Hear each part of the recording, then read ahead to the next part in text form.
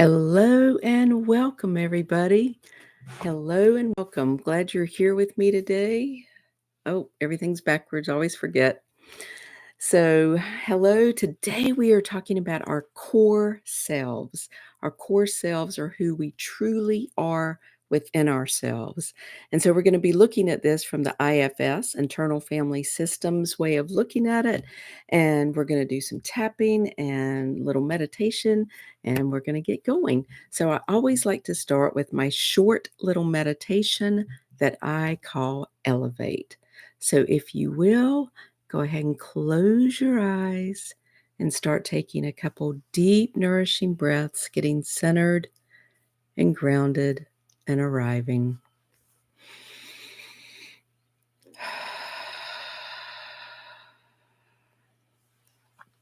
And bringing your attention down from your head and into your heart space. And with your attention in your heart, out of your head as much as possible, I want to invite you to think about someone you really, really love, human or animal, currently on the planet or not. But someone, when you think about them, it really brings you into that space of love and gratitude and appreciation. And this is someone that loves you too. So a childhood pet is great for this, maybe a grandparent, anybody that when you think about them, you really feel love. And tune into that in your heart.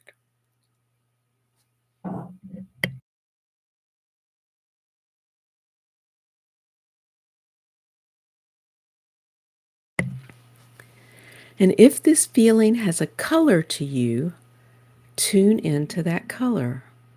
So for a lot of people, love is pink or maybe green, the color of the heart chakra. And then imagine spreading this love, this light, this energy all throughout your body, filling your body up with love, gratitude, and appreciation. And let's take one more deep, nourishing breath together. Opening your eyes, coming back to here and now. So, thank you for joining me live or on the replay. So, today we're going to be focusing once again on this book by Jay Early called Self Therapy, which is a step by step guide to creating wholeness and healing your inner child using IFS, a new cutting edge psychotherapy. I don't know how new IFS is now, but anyway, Internal Family Systems or IFS is simply a way of looking at your psyche, looking at the way you think about things and believe things, the way you do things from a parts perspective, parts with a capital P. And we have different parts. We've talked about this in the last couple YouTube live. So if you want to check that out, the first one was kind of an overview of IFS, and then we did the inner critic. And today we're doing the core self. So I'm just going to give you a quick overview.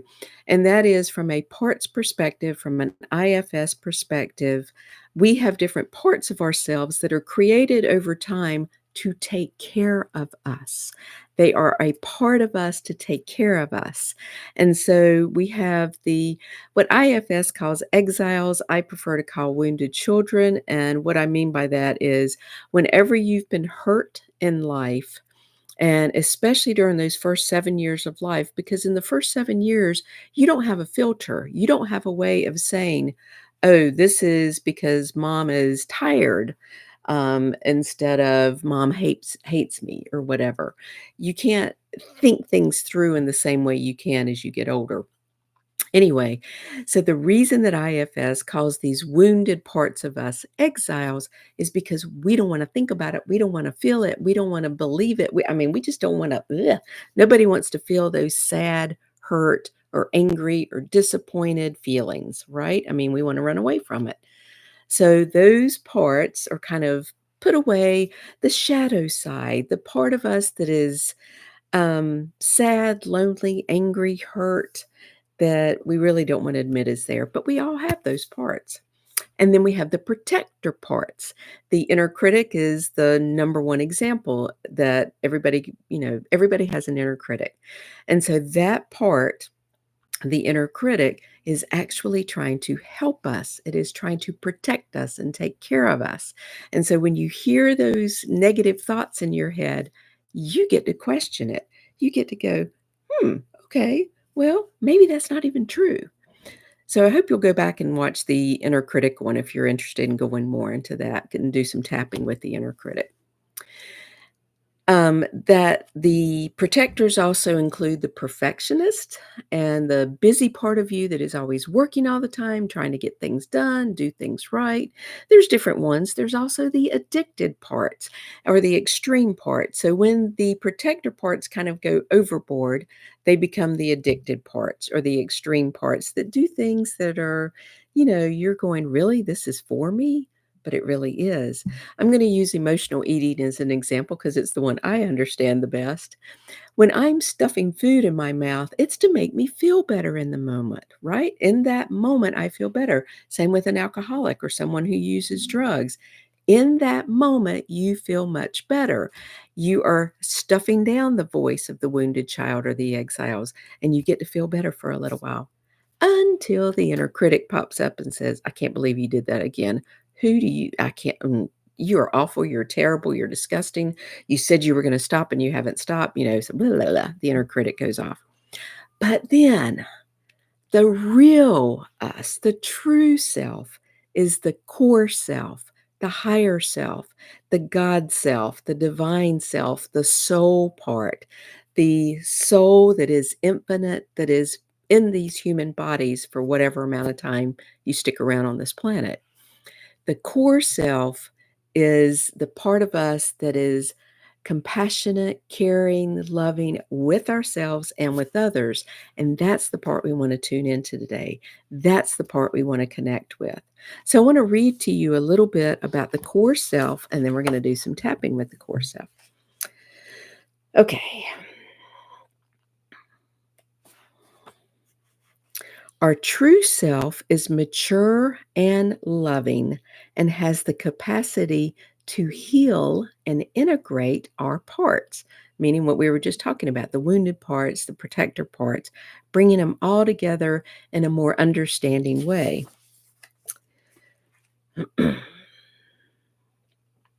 We all have a core part of us that is our true self, our spiritual center. The core self is our spiritual center. The self, and they use a capital S for this, the self is relaxed, open, and accepting of yourself and others. When you are in self, and what it means when it says when you're in self is when other parts aren't running the show or driving the bus, when the self part is in control, is running things. So when you are in self, you are grounded, centered, and non reactive. You don't get triggered by what other people do. You remain calm and unruffled, even in difficult circumstances. The self is so much larger and more spacious than other parts and is not frightened by events that would scare us. The self has the strength and clarity to function well in the world and connect with other people. When you are in self, you come from a depth of compassion, which enables you to be loving and caring toward others as well as yourself and your parts. The self is like the sun, it just shines. And I like to reword that slightly to the self is like the sun, it always shines. The self is like the sun, it always shines. And what that means is you can always, always reconnect and remember who you truly are. Okay. The sun is always shining somewhere. We can't see it, obviously at night and when it's cloudy or whatever, but the sun is still shining. The sun is still there. And that's how our core selves are. So when we're stuck in the wounded parts, feeling like a victim, feeling stuck, feeling sad, feeling lonely, all those things, the self is still there. When we are drinking too much or eating too much or using sex or gambling or whatever it is to feel better, the self is still there. Now, I want to share with you the 8 capacities of the self. There are actually more, but the 8 capacities, so this is kind of the starting point. The 8 C's of self: connectedness, curiosity, calmness, compassion, clarity, courage, confidence, and creativity. I'm going to say them one more time if anybody's wanting to write them down. These are the capacities. This is where we come from when we tune back in, reconnect to self. Connectedness. And when connectedness to me, connectedness, blah, if I can get it out, is about connected and understanding from a divine self part. And I have a little analogy that I like to use of a cross, not the cross, a cross. And that is when you are connected into your understanding of divinity, so the vertical axis, if you will, and you're tuning into that in your heart. So your heart is the center and you're tuned into divinity. And I'll add tuned in and connected to Mother Earth because we get a lot of energy and love and support from Mother Earth when we connect in with that. So this level of connectedness allows us to serve. So get the cross idea, the arms open, lets us serve from an open-hearted, caring, compassionate place. Okay? So that's what the connectedness is about, in my way of looking at it. Curiosity. When we can look at our parts with curiosity instead of judgment, we can do so much more with ourselves. Calmness, compassion, clarity. Things are clearer. We see things differently. Courage, confidence, and creativity. When you are truly connected in and coming from this core self, anything is possible. You are at your highest and best self, and you can do things in a much bigger way when you're not listening to that voice that says, "You're not good enough. Who do you think you are?" Or that voice that, "I'm a victim. I'll never be able to accomplish anything." Okay? We all have those parts within ourselves, and we get to question them, and we get to realize they're not always telling the truth. All right, I'm going to grab a sip of water and then we are going to do some tapping.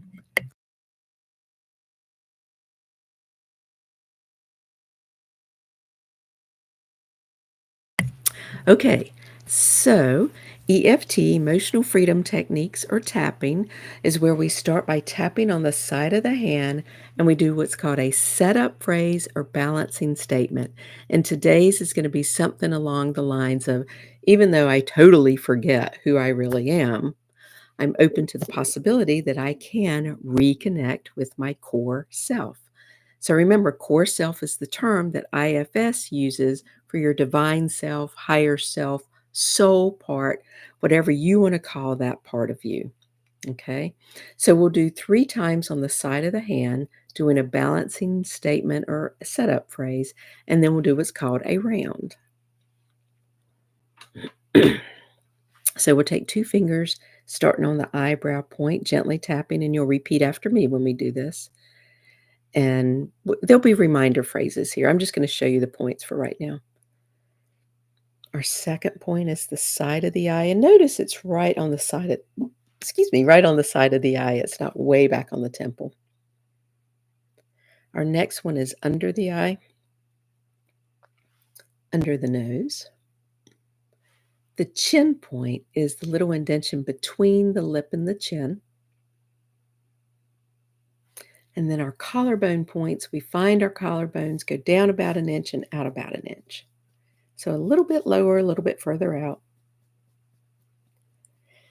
The next point is called the underarm point, but you're actually going down about, ladies, the bottom of the bra line or where you would wear a heart monitor. So it's several inches. It's not like a monkey right up under your arm. It's much further down. And you can do what I'm doing, which is same side or crossbody, if that's more comfortable. And then the top of the head. So those are the points we're going to tap with today. So I want to ask you to get a number 0 to 10 before we start. 10 being, yes, I totally get who I am, love myself, live from my core self. I'm calm, I'm confident, I'm creative, compassionate, caring. That's a 10. 0 is, no way. Not for me. Can't even believe it. Okay, so find that number for yourself before we do our tapping. And let's get started. So, going to the side of the hand, even though it is hard for me to remember who I am, because I believe all those things my inner critic says, that I believe I'm not good enough, or unworthy, or not smart enough, or educated enough, or whatever my story is. I'm choosing to relax, and I'm open to the possibility that I can reconnect to who I truly am. So even though it's hard for me to remember who I am, because I get pulled in so many ways in this world, I'm choosing to relax. And I'm choosing to be curious and open to reconnecting to who I truly am. So even though I forget so often, I am open to the possibility that I can reconnect to my true self and live from that place more and more each day. All right, let's take a deep breath together. I'm going to the eyebrow point. I forget who I am. Side of the eye. I believe all the stories in my head. Under the eye. And I have so many regrets. Under the nose. I've made so many mistakes. Chin. I have a lot of guilt, shame, and embarrassment. What I call the unholy trinity, by the way. Collarbone. And it's just hard for me to remember who I am. Under the arm, because maybe I get stuck in being a victim. Top of the head, or not believing I'm good enough. Back to the eyebrow. And I've been believing these stories my whole life. Side of the eye. I have evidence for these stories. Under the eye. But today I'm choosing to question them. And I'm remembering that my thoughts and my beliefs are not who I am.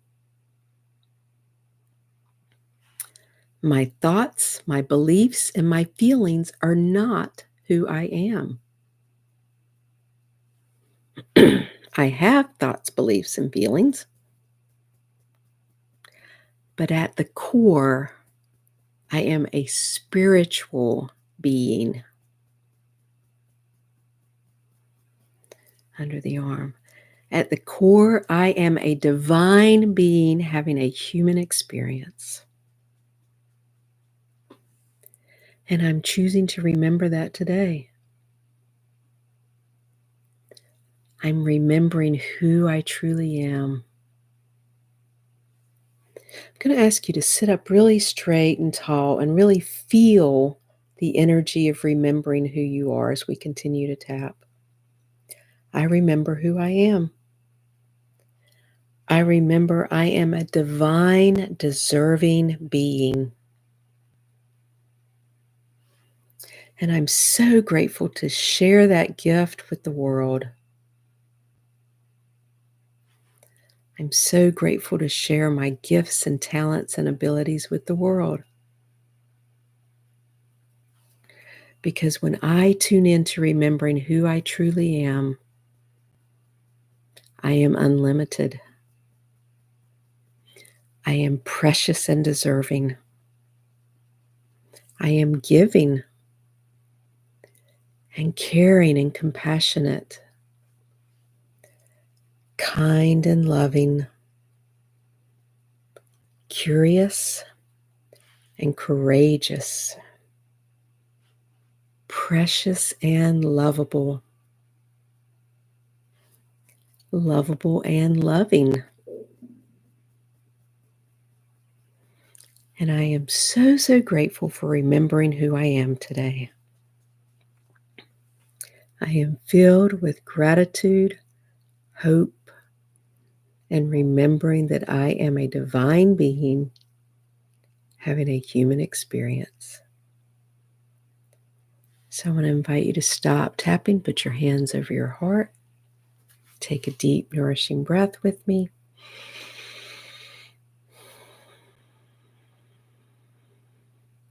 And I want to ask you to tune back into that feeling, that energy, that love of who you truly are.